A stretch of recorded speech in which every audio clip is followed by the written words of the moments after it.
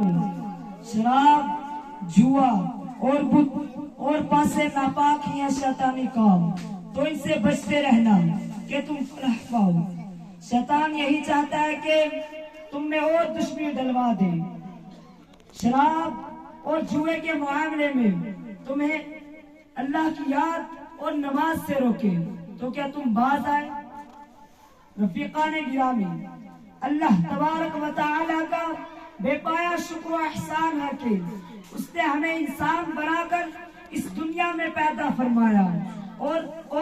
کرم بالائی کرم یہ ہے کہ اس نے اپنے حبیب مکرم صلی اللہ تعالی علیہ وسلم کی امت میں پیدا فرمایا، اور ہم گنہگاروں کے ہاتھوں میں مصطفیٰ کریم صلی اللہ تعالی علیہ وسلم کا پاک دامن عطا فرمایا، اور ساتھ ہی تنبیہ فرمائی کہ اگر تم نے مصطفیٰ کا کلمہ پڑھا ہے تو اب تمہاری زندگی تمہاری خواہشات کے مطابق نہیں گزرے گی، بلکہ تمہارے سامنے نبی آخر الزمان صلی اللہ تعالی علیہ وسلم کی پوری سیرت طیبہ موجود ہے، جو مکمل دستور حیات اور منصور اہداف بھی ہے۔ اس لیے بحیثیت مومن و مسلم تمہارا نصب العین ہے کہ تم اپنی طبیعت کے غلام بن کر لمحات حیات طے نہ کرو، بلکہ غلام احمد مختار بن کر ان کی اتباع میں اپنی توانائی صرف کرو۔ اور قرآن میں ارشاد ہوا، لقد کان لکم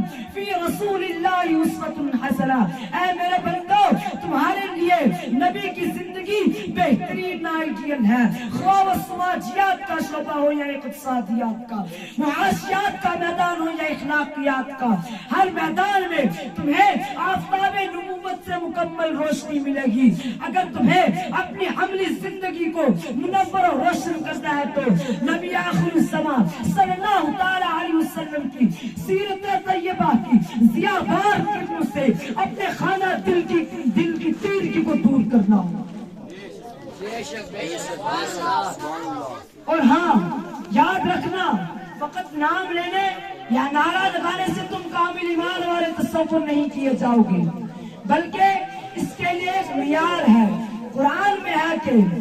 اگر تمہیں نبی آخر الزمان صلی اللہ تعالی علیہ وسلم کی محبت کرنی ہوگی اور اللہ رسول کی رضا کے لیے اپنی طبیعت کا غلا ڈھونڈ کر